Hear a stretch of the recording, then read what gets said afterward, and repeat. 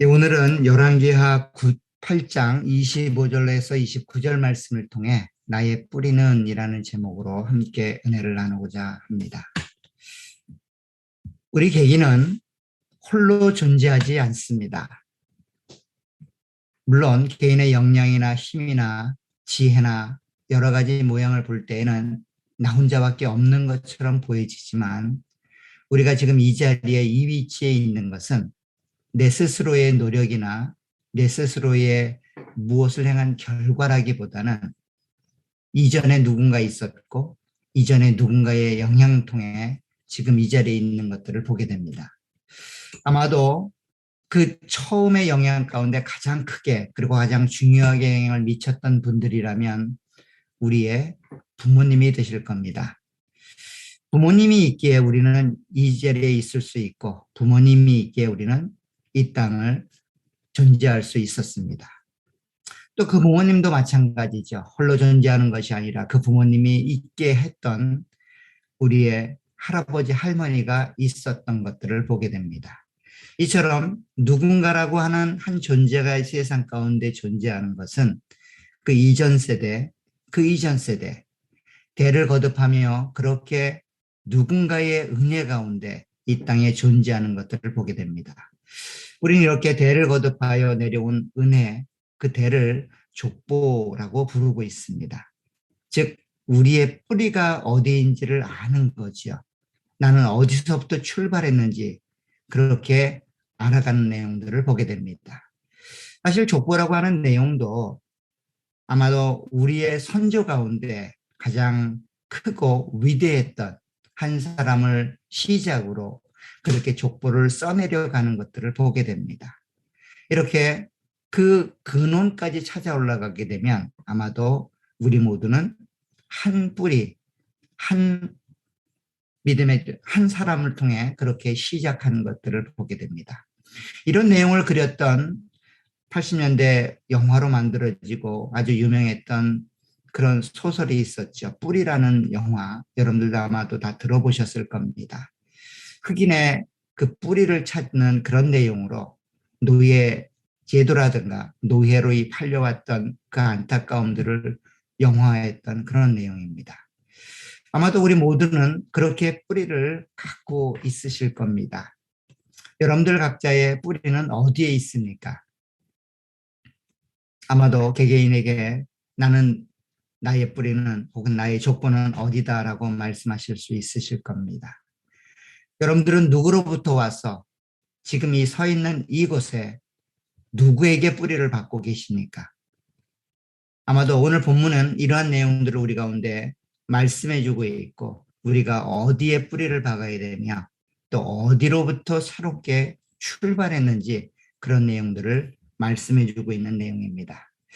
오늘 본문은 조금 전에 읽었던 것처럼 남유다 왕 아하시아 왕에 관한 내용입니다.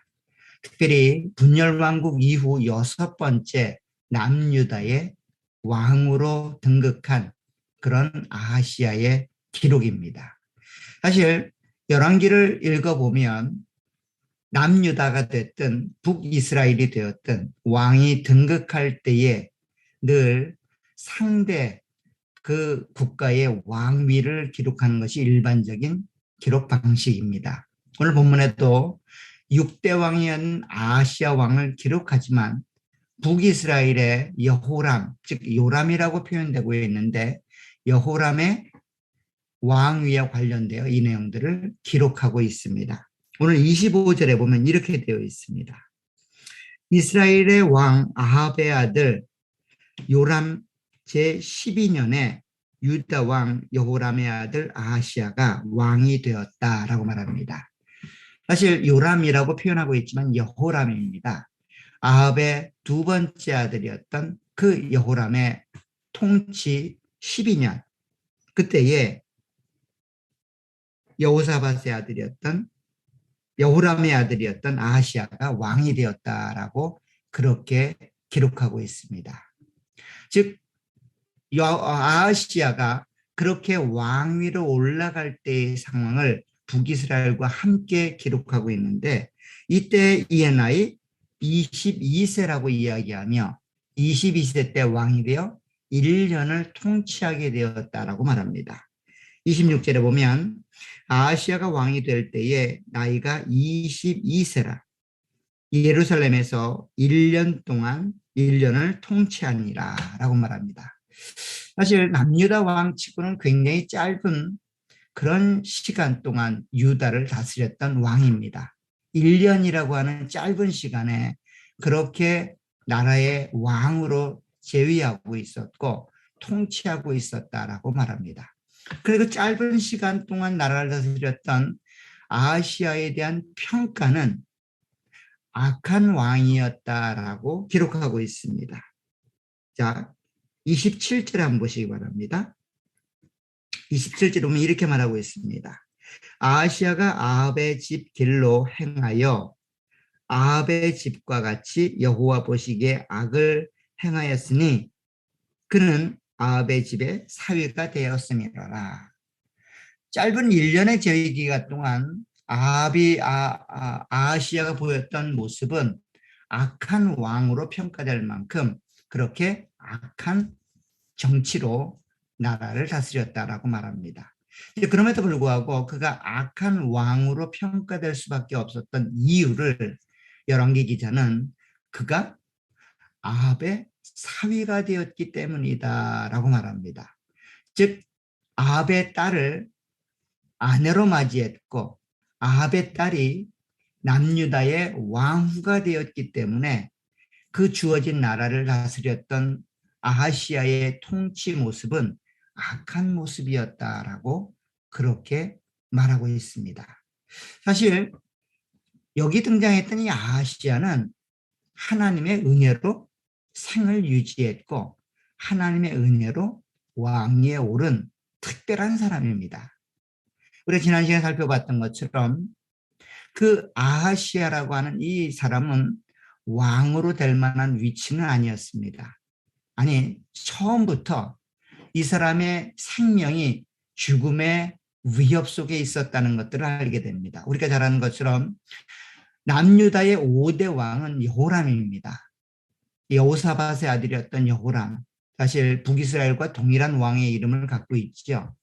그래서 본문은 여호람이라고 이렇게 번역하고 있지만 어쨌든 여호람의 말째 아들입니다. 마지막 아들인데 우리가 지난 시간에 살펴봤던 것처럼 여호람이 여전히 아합의 집에 영향을 받아 아합의 영향을 받고 있었고 그럼에도 불구하고 그 나라가 계속해서 여호사밧의 혈통, 즉 하나님의 은혜로 다윗의 왕위가 계승되는 것들을 보았는데 그런 상황 속에서 아라비아 사람들에 의해서 여호람의 아들들이 다 죽임을 당합니다. 그런데 마지막 말째 아들이었던 아하시아만 생명을 유지하게 됩니다. 자, 이런 내용을 열왕기 하에 가보면 기록이 되어 있습니다. 우리 열왕기하 21장으로 한번 가보세요.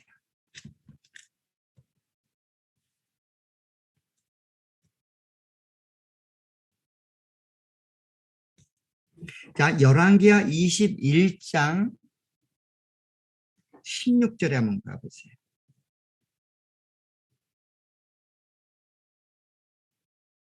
자, 16절에 보면 이렇게 되어 있습니다. 684쪽입니다.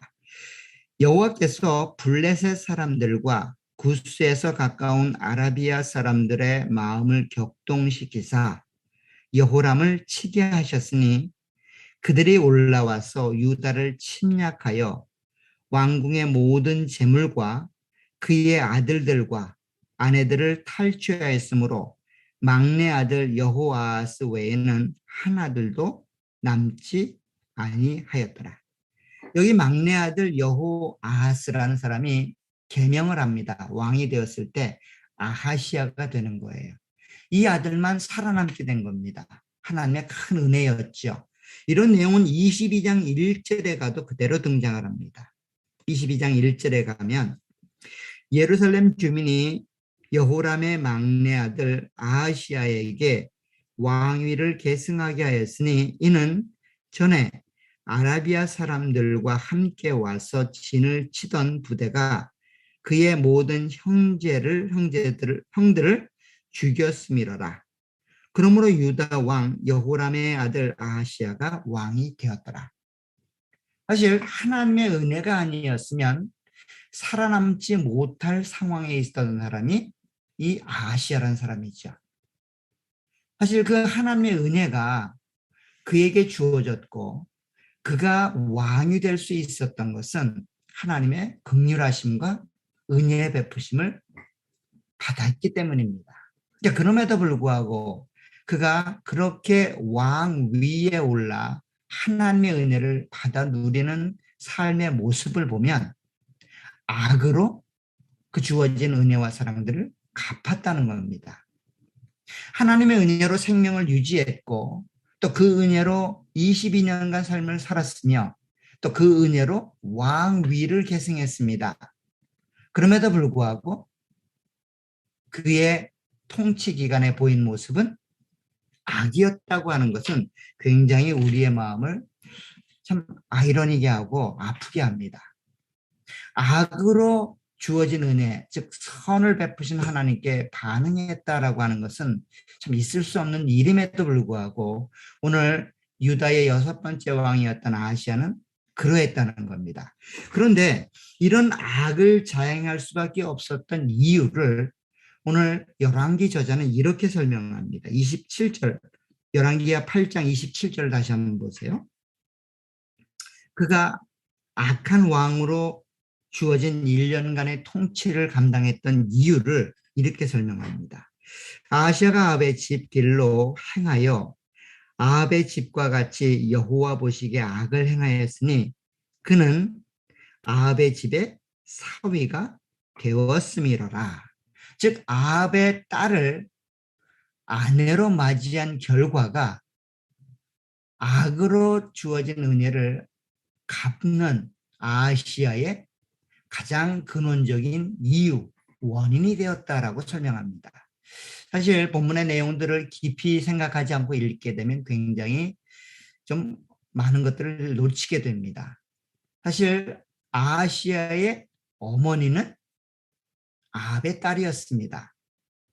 어머니가 아합의 딸인데 다시 아합의 딸을 아내로 맞이했다는 것은 넓게 보면 아합 집안의 사람으로 자기 아내를 삼았다라는 말이 되지만 좁은 의미로 보게 되면 이모 중에 한 명을 아내로 맞이했다라는 의미가 됩니다.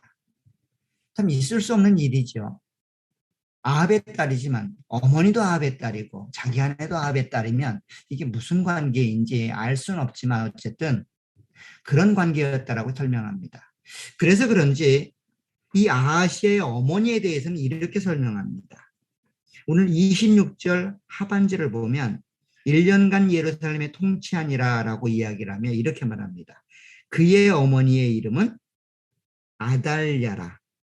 이스라엘 왕 오므리의 손자이더라. 자, 오므리의 손자니까 아합의 딸인 거죠.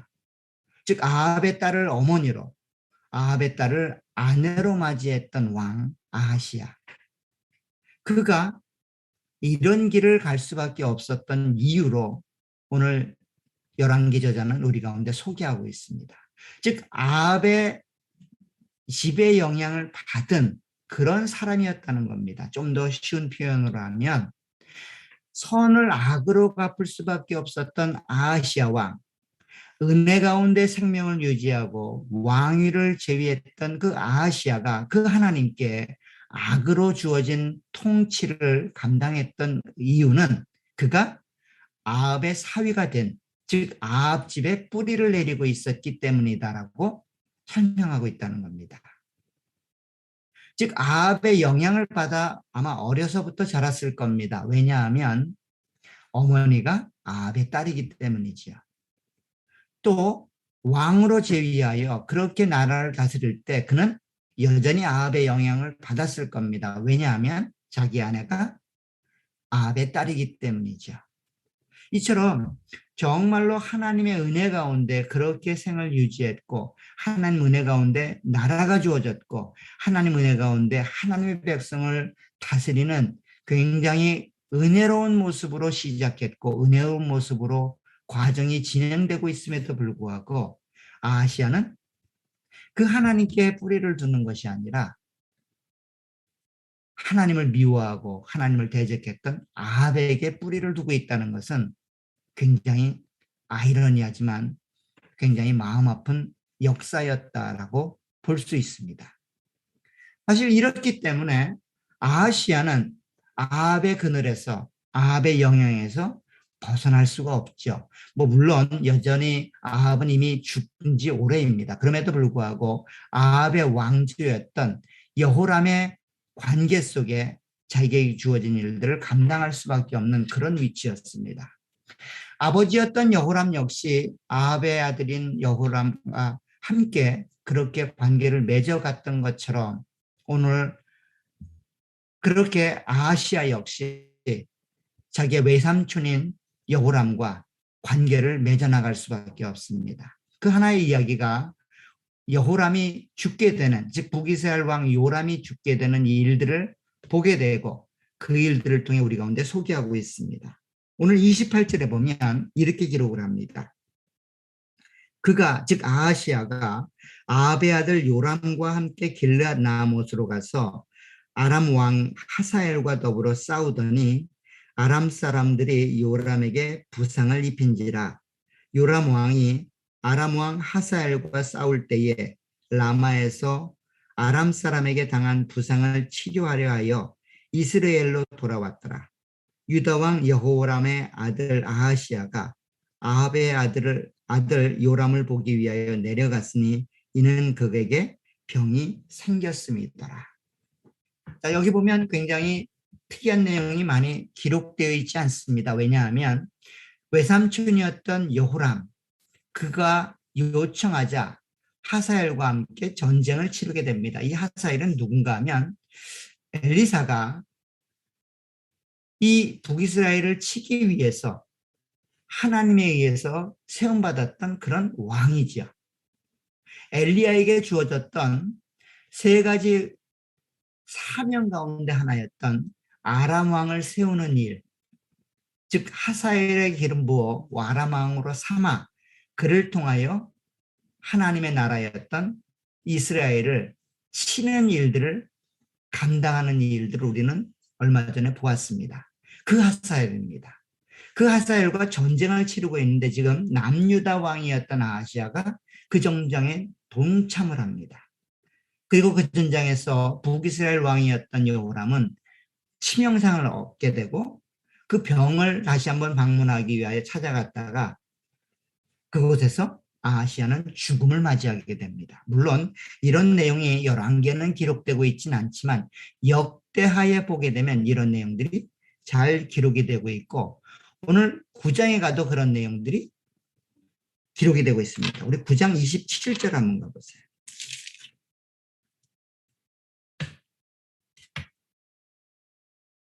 자, 9장 27절에 가면 조금 전에 읽었던 아하시아 왕과 그로 인해서 죽음을 당하는 일들이 기록이 되어 있습니다. 자, 27절에 이렇게 되어 있습니다. 유다 왕 아하시아가 이를 보고 정원의 정작길로 도망하니 예후가 그 뒤를 쫓아가며 이르되 그도 병거 가운데서 죽이라 하매 이블루암 가운데 구루비탈길에서 치니 그가 무기토까지 도망하여 거기서 죽은지라. 그의 신복들이 그를 병거에 싣고 예루살렘에 이르러 다윗성에서 그의 조상들과 함께 그의 묘실에 장사하니라. 아합의 아들 요람의 제11년에 아하시아가 유다 왕이 되었더라. 자, 조금 전에 읽었던 내용과 함께 병행해서 읽어야만 이해가 되는 내용입니다. 결국 예후에 의해서 우리가 읽었던 아하시아는 죽음을 맞이하게 됩니다.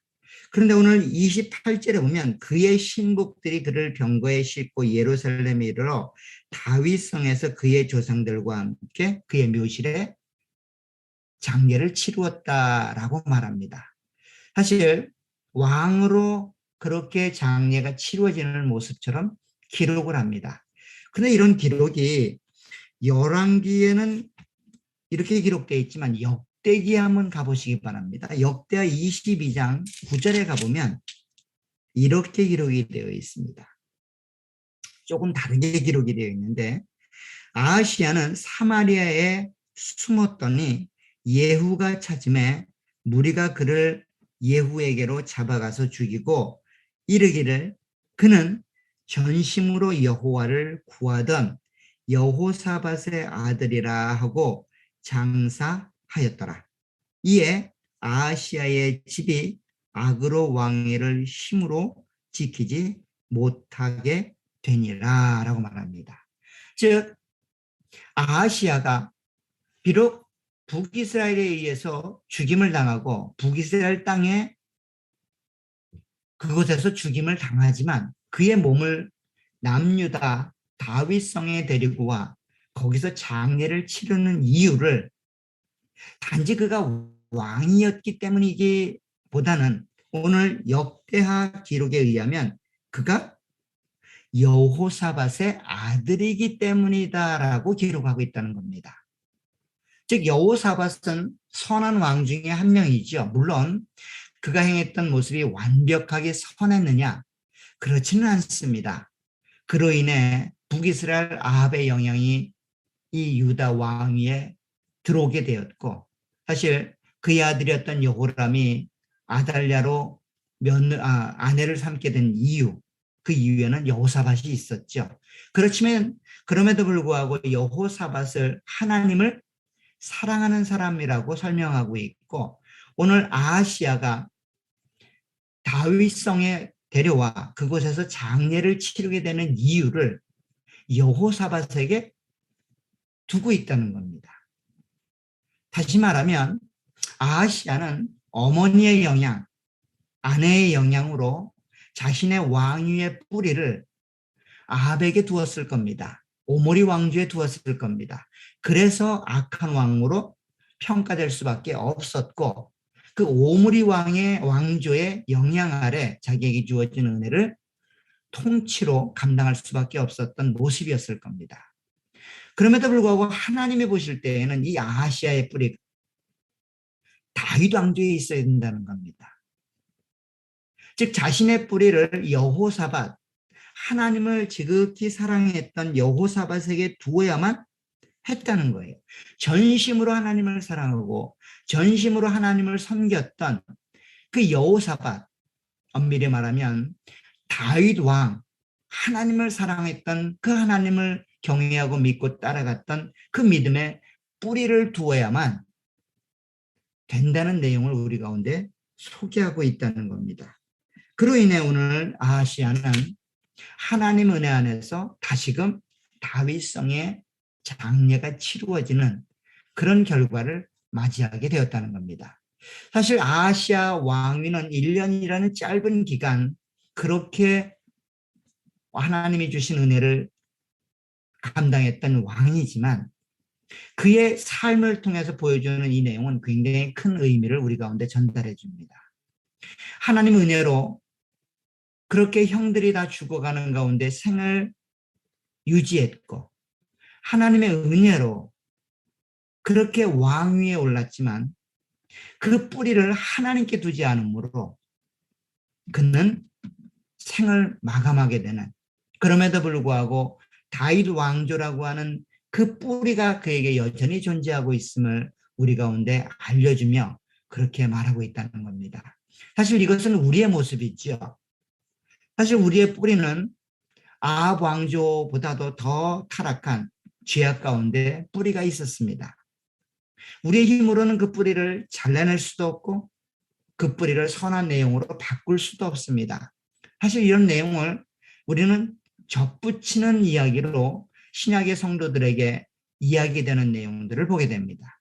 여러분들 로마서를 한번 가보시면 이런 내용을 우리 가운데 이렇게 설명합니다. 로마서 11장을 한번 가보세요.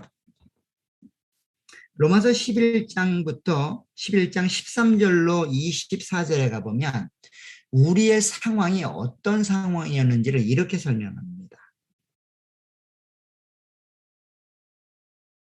자, 13절부터 보겠습니다. 내가 이방인인 너희에게 말하노라. 내가 이방인의 사도인 만큼 내 직분을 영광스럽게 여기노니 이는 혹 내 고륙을 아무쪼록 시기하게 하여 그들 중에서 얼마를 구원하려 함이라. 그들을 버리는 것이 세상의 화목이 되거든 그 받아들이는 것이 죽은 자 가운데서 살아나는 것이 아니면 무엇이리요. 제사는 처음 익은 곡식 가루가 거룩한즉 떡덩이도 그리하고 뿌리가 거룩한즉 가지도 그러하니라. 또한 가지 얼마가 꺾이었는데 돌감람나무인 내가 그들 중에 접붙임이 되어 참 감람나무 뿌리의 진액을 함께 받은 자가 되었은즉 그 가지들은 그 가지들을 향하여 자랑하지 말라. 자랑할지라도 내가 뿌리를 보존하는 것이 아니요 뿌리가 너를 보존하는 것이니라. 그러면 내 말이 가지들이 꺾인 것을 나로 접붙임을 받게 하려 함이라 하니라. 옳도다. 그들은 믿지 아니함으로 꺾이고 너희는 믿음으로 섰느니라. 높은 마음을 품지 말고 도리어 두려워하라. 하나님이 원가지들도 아끼지 아니하셨은즉 너도 아끼지 아니하시리라. 그러므로 하나님의 인자하심과 준원하심을 보라. 넘어지는 자들에게는 준엄하심이 있으니 너희가 만일 하나님의 인자하심에 머물러 있으면 그 인자가 너희에게 있으리라. 그렇지 않으면 너도 찍히는 바 되리라. 그들도 믿지 아니하는데 머무르지 아니하면 접붙임을 받으리니 이는 그들이 접붙이실 능력이 하나님께 있습니다. 내가 원 돌감나무에서 찍힘을 받고 본성을 거스러 좋은 감람나무에 접붙임을 받았으니 원가지인 이 사람들이야 얼마나 더 자기 감람나무에 접붙이심을 받으랴. 자, 무슨 내용인가 하면 하나님의 은혜 가운데 시작했던 이스라엘 백성들이 그 하나님의 은혜를 제대로 감당하지 못하자 가지를 꺾듯이 꺾어버렸다는 겁니다. 그리고 이방 사람인 하나님과는 거리가 멀었던 죄인들을 하나님이 잘라서 그 꺾인 가지에 접붙였다는 겁니다. 즉 뿌리가 우리를 살리고 뿌리로 인하여 열매가 맺어지고 생명이 유지되게 되었다라고 말합니다. 자, 이런 내용은 18절부터 보면 분명하게 말합니다. 그 가지들을 향하여 자랑하지 말라. 자랑할지라도 내가 뿌리를 보존하는 것이 아니요 뿌리가 너를 보존하는 것이니라. 그러면 내 말이 가지들이 꺾인 것인 나로 접붙임을 받게 하려 함이라 하리니 옳도다. 그들은 믿지 아니함으로 꺾이고 너희는 믿음으로 섰느니라. 높은 마음을 품지 말고 도리어 두려워하라. 결국 하나님의 은혜 안에서 우리의 자리가 옮겨졌다는 겁니다. 즉 우리의 뿌리를 찾아 내려가면 그 올라가는 끝은 아담일 겁니다.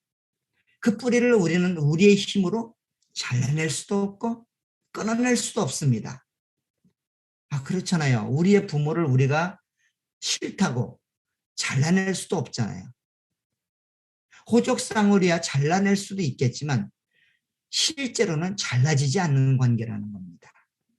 우리는 악의 뿌리를 가질 수밖에 없는 모습이었는데 하나님이 그 뿌리를 자르는 능력을 우리 가운데 부어주셔서 하나님의 긍휼하심과 하나님의 온전하심에 우리를 접붙이셨다는 거예요.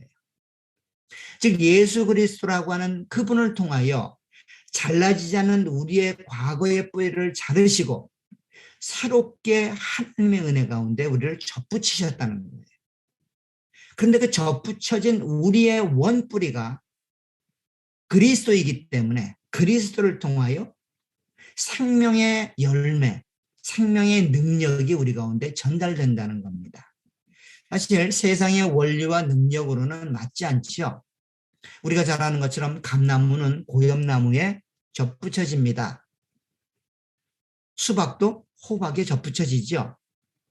그런데 그렇게 접붙여진 그 내용 가운데 우리는 열매를 보게 되는데 그 원리와는 조금 다르다는 겁니다. 뿌리가 우리에게 생명을 가져다 준다는 겁니다. 우리의 뿌리가 끊을 수 없는 죄인, 악인의 뿌리였지만 하나님이 우리를 은혜 가운데 인도해 주셔서 그리스도에게 뿌리를 내리게 하셨다는 거예요. 하나님께 뿌리를 받게 하셨다는 겁니다. 그 은혜와 사랑들을 기억하라는 거예요. 그래서 오늘 사도 바울은 두려움으로 이 모든 일들을 감당하라고 이야기합니다. 우리가 어디서 잘려 어디에 접붙여졌는지를 기억하라는 겁니다. 그러면 우리에게 주어진 이 삶의 내용들을 넉넉히 감당하실 수 있다는 겁니다. 왜냐하면 우리를 자라게 하고 우리를 열매 맺게 하는 것이 우리의 능력에 달려있지 않고 우리가 박은 그 뿌리, 그 그리스도에게 있기 때문입니다. 그 그리스도를 망각한 채 내 힘과 내 능력으로 우리에게 주어진 삶을 열매 맺으려 하거나 우리에게 주어진 자리를 감당하려고 한다면 우리는 영락없이 무너지게 되고 영락없이 실패하게 될 겁니다. 오늘 아하시아처럼. 그러나 하나님의 은혜를 기억하여 우리가 어디서 출발했고 지금 어느 상태에 있는지를 분명하게 안다면 즉 우리가 그리스도에게 뿌리 박혀 있고 하나님께 뿌리를 내리고 있다고 분명하게 기억한다면 그 하나님으로부터 오는 은혜와 그리스도로부터 오는 힘과 능력으로 우리에게 주어진 일들을 감당해 나가신다면 우리 안에 선하고 아름다운 하나님이 원하시는 열매들이 맺어지게 될 겁니다. 그러니 겸손할 수밖에 없고 그러니 우리의 뿌리를 기억할 수밖에 없고 그 뿌리에 단단히 더 뿌리를 박을 수밖에 없다는 겁니다. 사랑하는 여러분, 우리의 뿌리는 각자가 다 다릅니다.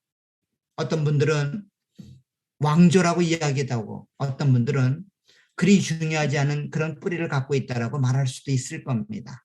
그러나 우리의 현재의 뿌리는 너나 할 것 없이다 그리스도 안에 있다는 사실을 기억하시길 간절히 부탁드립니다. 과거는 지나갔습니다. 새로운 뿌리가 우리 안에 있습니다. 그 뿌리는 하나님이 되십니다. 하나님이 우리에게 힘과 능력을 주셔서 우리에게 주어진 이 길을 가게 하실 겁니다.